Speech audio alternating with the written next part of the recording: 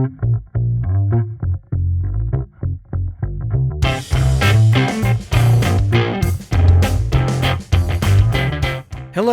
I am Andrew White, and thank you for tuning in to U.S. Army Corps of Engineers podcast, Building Careers.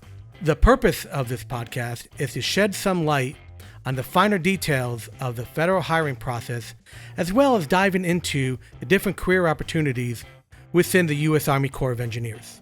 Building Careers podcast is made possible by your U.S. service members whose bravery and sacrifice allows you to listen to this and other great podcasts wherever, whenever, and however you want.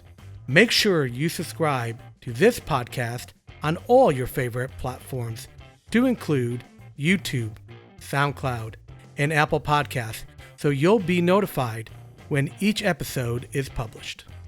Feel free to send me questions and comments at andrew.e.white@usace.army.mil. Without further ado, here is Building Careers.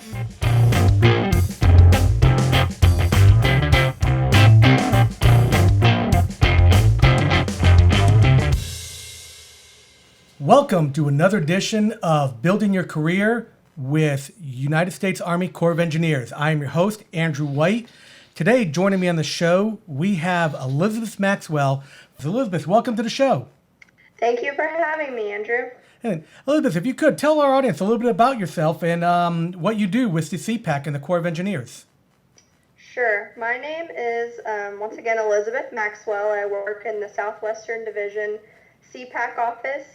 I have been working in this office since 2010, and I have had a couple of different jobs in our office. I initially started out on the management and employee relations team before moving over to the staffing team in 2014, and I've serviced a couple of the different districts to include Little Rock, Tulsa, and also Fort Worth since 2017. Outstanding. Well, through all that experience, you have seen plenty of different styles of applicants come in all kinds of different shapes and flavors. Today, one of the things we wanted to talk to you about was, are military and veterans looking to either make the transition from their military service, possibly are already veterans or National Guard reservists that'd be interested in federal employment? What kind of things do they need to know? Yes, sir, that's a good question. There are a lot of hiring flexibilities for veterans, to include veterans who have already separated from the service and those who will also be separating in the future.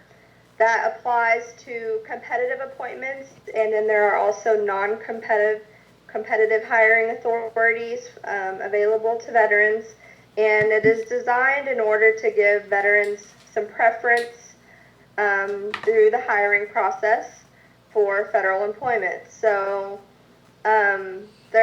like I said, there's a couple of different ways, and I'd like to go over those with you today. Specifically regarding the different types of competitive announcements, that's what I'd like to start with. Sure. There are what we refer to as internal merit promotion announcements, and then we also have external announcements that are open to all U.S. citizens. For those external announcements that are open to all U.S. citizens, veterans' preference does apply, meaning that if you are a veteran, then you would have some preference when applying and when management is considering candidates who were referred for consideration. There are requirements that will be listed on the vacancy announcements, so I want to make sure that we point our attention towards that. You will first want to look at the applicant checklist. There's a link on every announcement, whether it's internal or external. For the internal announcement, it addresses who may apply and what the eligibility requirements are. And part of that is also expanding on the proof of eligibility and the documents you have to provide. And then for the external announcements, there is what I refer to as the Applicant Checklist, which identifies the different types of veterans preferences you may be eligible for, to include 5-point veterans preference and 10 points. Specifically on the checklist, it will identify what is required if you have already separated from service or if you are going to separate within the next 120 days. And then also for those of you who may be future military retirees. Specifically for the 5-point veterans, you'll always need to provide a copy of your DD-214. The member 4 copy is preferable, and we need to be able to verify your character of service to include that it was honorable or general separation. And then for the 10-point veterans preference, that includes veterans who are disabled or may have some form of derived veterans preference based on being a spouse or a widow or widower of the veteran. So there's specific documentation that is annotated on that proof of eligibility checklist and the external applicant checklist that you'll want to check out to make sure that you're providing the required documentation when you do submit your application. No, that's great. That's definitely good stuff to know. Is there a disability rating that they must achieve in order to receive the 10-point preference, or no? There's a couple of different types of preference based on disabilities. You have to have at least a 10% rating. Okay. In order to receive a service-connected disability veterans preference. So when these veterans are getting ready to discharge out of the military, whether it's through either retirement, ETS, or they've just, decided they're going to separate from the military, they provide their DD-214, honorable or general status is what they need. Is there any other type of information, like if you're an enlistee versus an officer, is there, making sure that they are competitive for the category, like getting credit for your military service, your MOS, as we say in the military, to qualify for different jobs? How does that work? Well, we will be able to verify whether you were enlisted or an officer based on the DD-214 you provide. There are certain rules for military retirees who are officers. Military retirees at the rank of major, lieutenant commander, or higher are not eligible for veterans preference and appointment unless they are disabled veterans. So if you are a military retiree and have one of those ranks or higher, then you would have to be a disabled veteran and be able to provide a copy of your VA letter with your application in order to receive veterans preference. And that would be considered a 10-point preference rating. Right. And so for any of the veterans who are disabled veterans, please also provide a copy of your VA letter from the Veterans Affairs Office that shows your overall service-connected disability rating.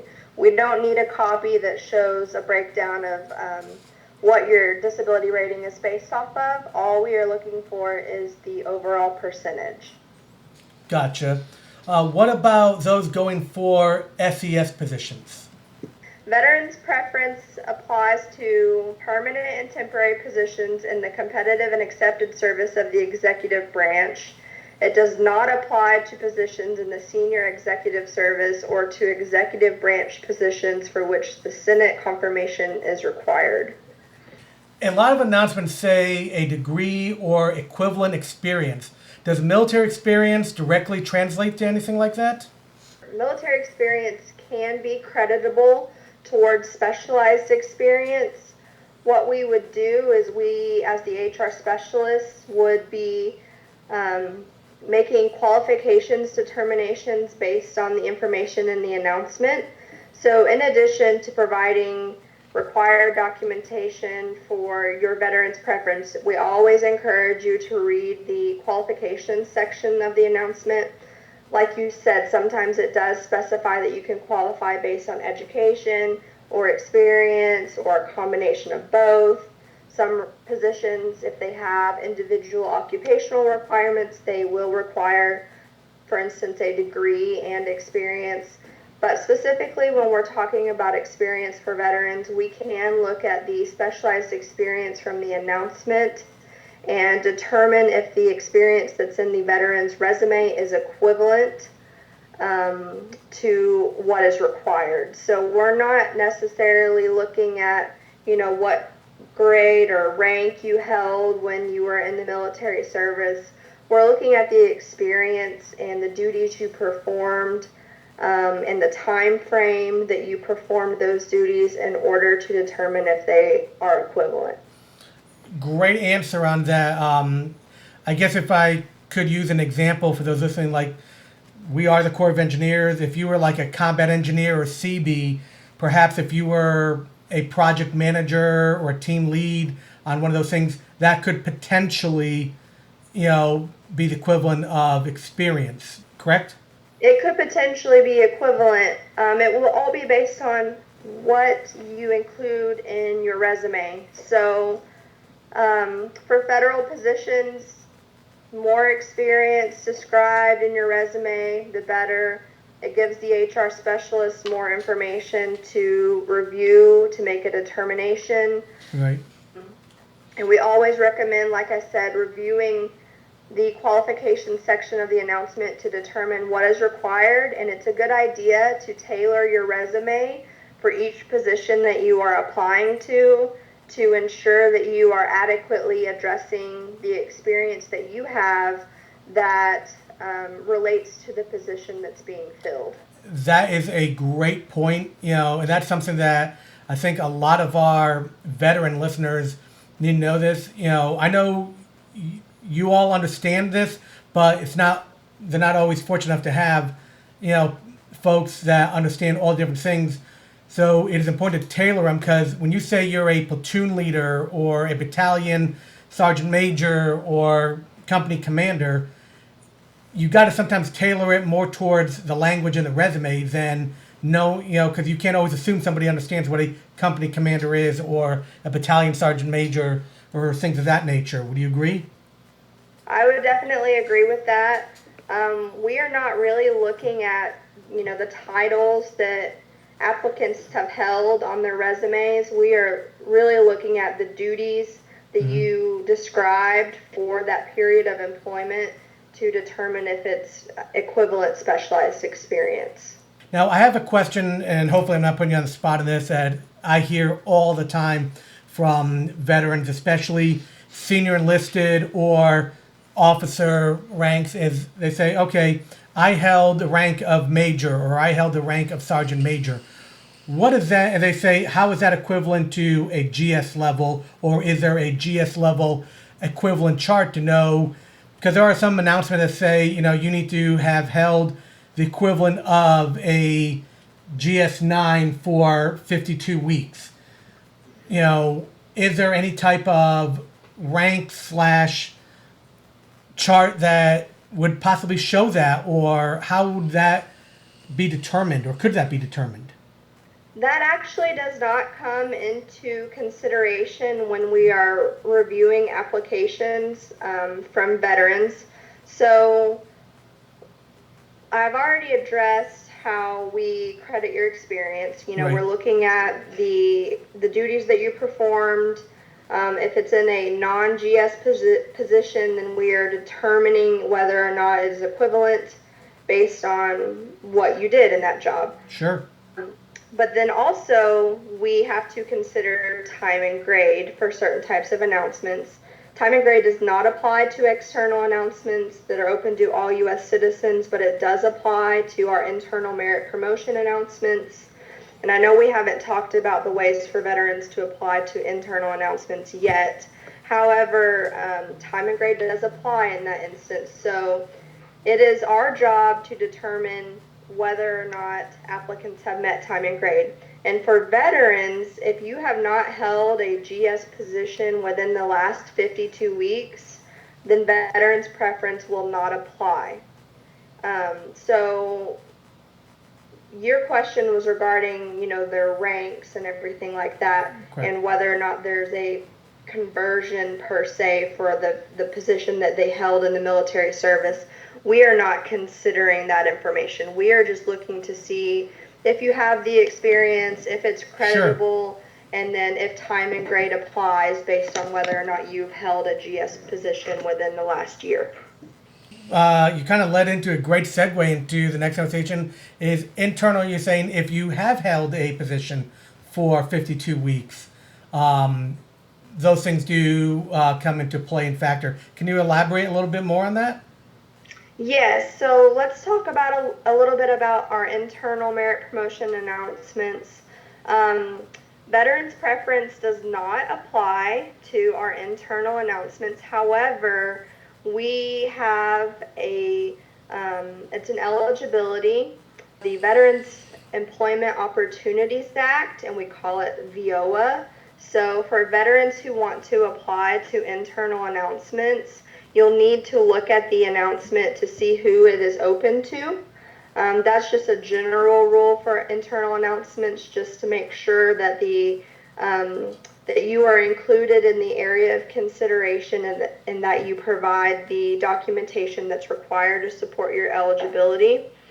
On most of our internal announcements that are permanent, VOAs are able to apply, and that means that you either have 5-point preference or 10-point preference based on your DD 214 and or VA letter, or you have served for 3 continuous years in the military service. So you don't even necessarily have to be a 5-point eligible or a 10-point eligible. You could just be eligible based on having 3 years of service. And that would grant you the authority to be able to apply to the announcements. But then management will be able to make a selection from whatever eligibility they want to on the referral list.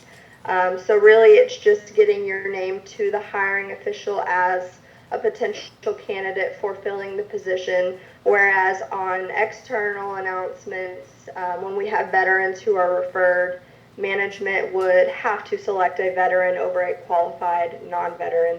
So the rules there are a little bit different. But like I said, for our internal announcements, time and grade does apply.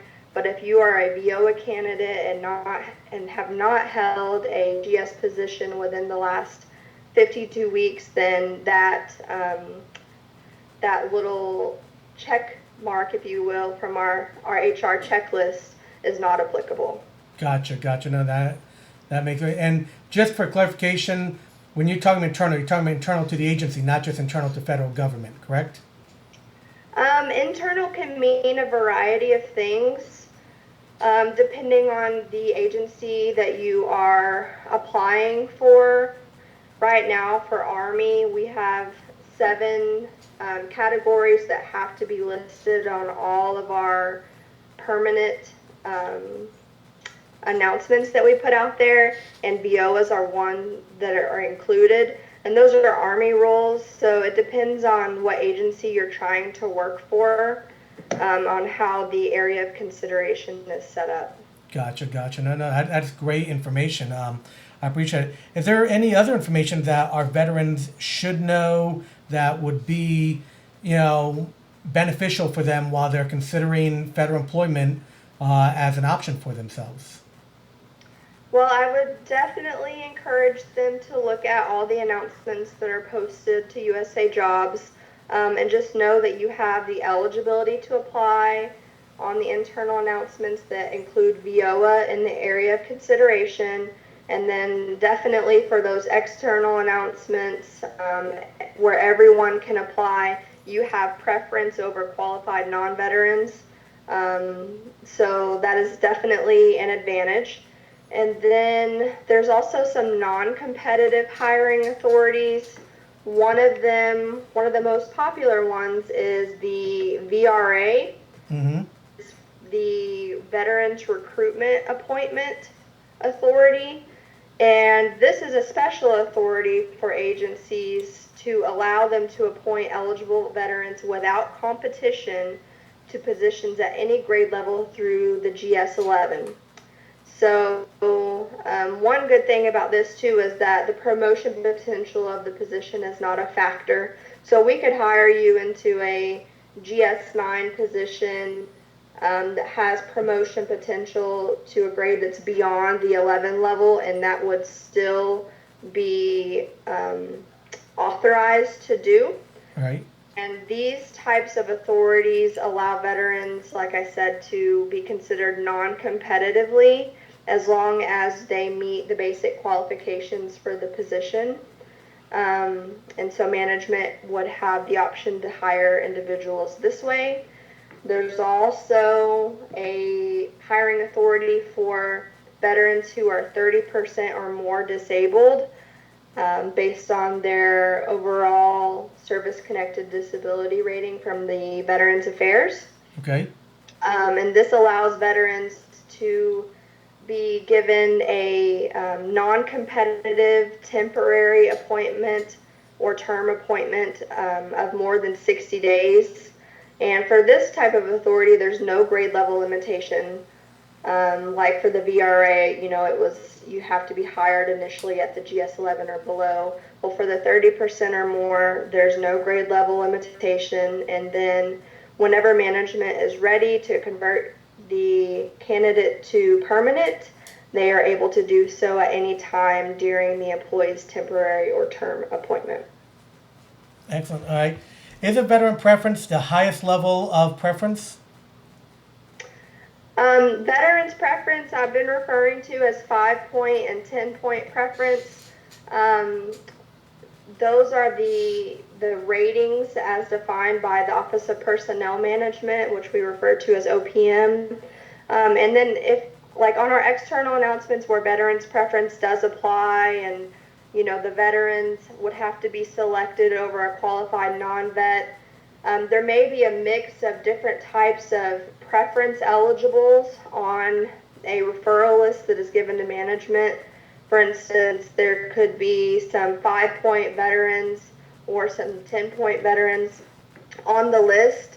But we tell management a vet is a vet is a vet. So in terms of hiring, once you have that preference and you're on the referral list, then management can select any of the veterans who are on there. However, there are other advantages for having a higher preference level, a 10-point, and that would come into play like for things like reduction in force and things like that. Sure. There are other types of advantages, but for hiring, management can select from any of the veterans who are on the referral list. I got you. That is great to know. Is there anything else that you could think of that the veteran community should take into consideration while they're thinking about federal employment? Yes, I would like to just touch briefly on the military buyback process. Oh, yes, that is great. Our office at the CPAC, we do not handle benefits. We have an Army Benefits Center we refer to as the ABC. And veterans are able to coordinate with the ABC on potentially buying back time from some of their service. So I just wanted to put that phone number out there and just raise a little bit of awareness that is something that you can do. So the telephone number for the Army Benefits Center Civilian, the ABC-C, is 877-276-9287. That is great. Elizabeth, first of all, I want to thank you so much for taking the time out of your day to come out here and share literally a wealth of information for our veteran community and really anyone else out there interested in applying for federal benefits or federal position. This has been really, really helpful. We really appreciate all that you and all the folks at CPAC do for us. And again, thank you so much for coming on the show today. You're welcome. Thank you for having me. Don't forget, you can also catch Building Careers on your favorite social media platforms like YouTube, Facebook, Spotify, Apple Podcasts. Links to this information will be listed below. See you next time.